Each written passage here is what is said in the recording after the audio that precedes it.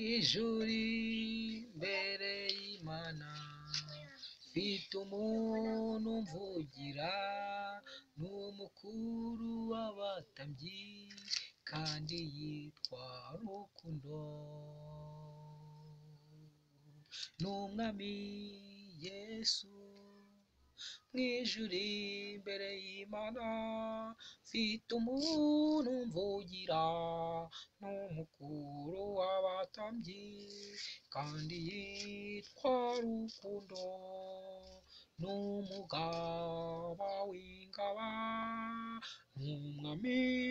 w'abatware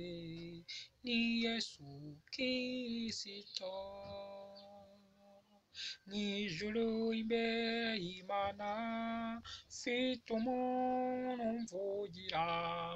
n'umukuru w'abatambyi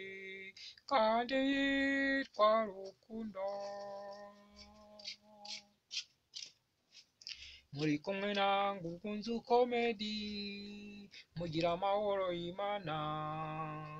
mukora subscribe